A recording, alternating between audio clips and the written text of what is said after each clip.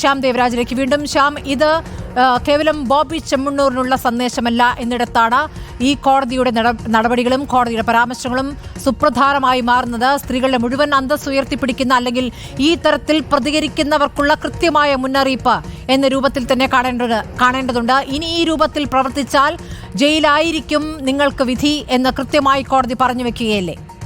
അങ്ങനെ തന്നെയാണ്, കൃത്യമായ മുന്നറിയിപ്പാണ്. അതായത് ഈ രീതിയിൽ കുറ്റകൃത്യങ്ങൾ ചെയ്യുന്ന എല്ലാവർക്കുമുള്ള മുന്നറിയിപ്പാണ് ഹൈക്കോടതി നൽകുന്നത്. അത് ജാമ്യാപേക്ഷയിലടക്കം, ജാമ്യ ഉത്തരവിലടക്കം ഹൈക്കോടതി കൃത്യമായി വ്യക്തതയോടുകൂടി തന്നെ പറയുകയും ചെയ്തിരുന്നു. സ്ത്രീവിരുദ്ധമായ പരാമർശങ്ങൾ ആവർത്തിക്കരുത് എന്ന ഉപാധിയോടെയാണ്, അതായത് സമാനമായ കുറ്റകൃത്യങ്ങൾ ആവർത്തിക്കരുത് എന്ന ഉപാധിയോടെയാണ് ബോബി ചെമ്മണ്ണൂരിന് ഹൈക്കോടതി ഇന്നലെ ജാമ്യം നൽകിയത്. ആ ജാമ്യം ലഭിക്കുമ്പോൾ രണ്ട് കാര്യങ്ങൾ: ഒന്ന്, ജാമ്യ വ്യവസ്ഥ നടപ്പാക്കാതിരിക്കുന്നു യഥാസമയം; രണ്ടാമത്തേത്, അവിടെ നിന്നും പുറത്തിറങ്ങിയതിനു ശേഷം റിമാൻഡ് തടവുകാർക്ക് വേണ്ടിയാണ് താൻ നിലപാടെടുക്കുന്നത് എന്ന് ഹൈക്കോടതി വിധിയെ വെല്ലുവിളിച്ച് ബോബി ചെമ്മണ്ണൂർ നിലപാടെടുക്കുന്നു. അതിൻ്റെ കൂടി പശ്ചാത്തലത്തിലാണ് ഹൈക്കോടതി കാര്യങ്ങൾ പരിശോധിക്കുകയും അതിരൂക്ഷമായ ഭാഷയിലുള്ള വിമർശനം തന്നെ ഉയർത്തുകയും ചെയ്യുന്നത്.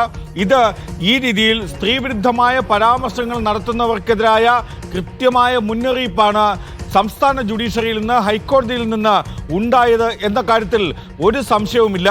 അങ്ങനെ സാമൂഹ്യ മാധ്യമങ്ങളിലടക്കം സ്ത്രീകൾക്ക് മേൽ ആക്രമണം നടത്തുന്ന, ഒപ്പം അശ്ലീല പ്രയോഗം നടത്തുന്ന, ദ്വയാർത്ഥ പ്രയോഗം നടത്തുന്ന അത്തരം വാക്കുകൾ മുന്നോട്ട് വയ്ക്കുന്ന ആളുകൾക്കെല്ലാമുള്ള മുന്നറിയിപ്പാണ് അത് ഹൈക്കോടതി നൽകുന്നു. അതിനുവേണ്ടി ഹൈക്കോടതിക്ക് മുന്നിൽ ചെന്ന് പെട്ടത് ബോബി ചെമ്മണ്ണൂരാണ്. ബോബി ചെമ്മണ്ണൂരിനാണ് ഈ രീതിയിൽ പിടിവീണത്. എത്ര വലിയ ഉന്നതനായാലും അയാൾ നിയമത്തിന് കീഴിലാണ്. ഈ രാജ്യത്തെ പരമോന്നത നിയമമായ ഭരണഘടനയ്ക്ക് കീഴിലാണ് ഏതൊരു പൗരനും എന്ന കാര്യം ഹൈക്കോടതി ഓർമ്മിപ്പിക്കുന്നു. നിയമത്തിന് അതീതനല്ല, നിയമത്തിന് മുകളിലല്ല ബോബി ചെമ്മണ്ണൂർ അടക്കമുള്ള ഒരാളും എന്ന് ഹൈക്കോടതി വ്യക്തമാക്കുകയും ചെയ്യുന്നു. അതുകൊണ്ട് തന്നെയാണ് ഉന്നതനായ വ്യവസായിയായ സമൂഹത്തിൽ സ്വാധീനമുള്ള ബോബി ചെമ്മണ്ണൂരിന് ഹൈക്കോടതിയിൽ തെറ്റ് സ്വയം തിരിച്ചറിയുകയും ഹൈക്കോടതിയിൽ നിരുപാധികം മാപ്പപേക്ഷ നൽകേണ്ടി വരികയും ചെയ്യുന്നത്, അങ്ങനെ ഹൈക്കോടതിയെ അറിയിക്കുകയും ചെയ്യേണ്ടി വരുന്നത്.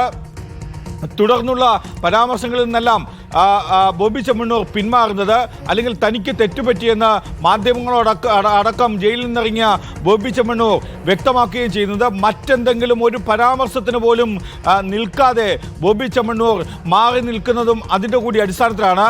ഇത് ഈ രീതിയിൽ പ്രതികരണം നടത്തുന്ന എല്ലാവർക്കുമുള്ള താക്കീത് എന്ന നിലയിൽ കൂടിയാണ് ഹൈക്കോടതി ഈ നടപടികളെ കാണുന്നത്. കാരണം നാളെ ബോബി ചെമ്മണ്ണൂർ ആ കേസിൽ ശിക്ഷിക്കപ്പെടുമോ അല്ലെങ്കിൽ പുറത്തേക്ക് പോകുമോ എന്നതല്ല, എത്ര ഉന്നതനായാലും അയാൾ നിയമത്തിന് കീഴ്പ്പെടണമെന്നും അയാൾക്ക് ജയിലറയാണ്, തടവറയാണ് കാത്തിരിക്കുന്നത് എന്നുമുള്ള മുന്നറിയിപ്പാണ് കോടതി നൽകിയത്. അഭിപ്രായ സ്വാതന്ത്ര്യത്തിന്റെ ഭാഗമാണെന്നും ഭരണഘടന ഉറപ്പു നൽകുന്ന സ്വാതന്ത്ര്യമാണ് ഇതെന്നും വാദിക്കുന്നവരുണ്ട്. അവർക്ക് കൂടിയുള്ള മുന്നറിയിപ്പാണ് എന്ന് വേണം മനസ്സിലാക്കാൻ.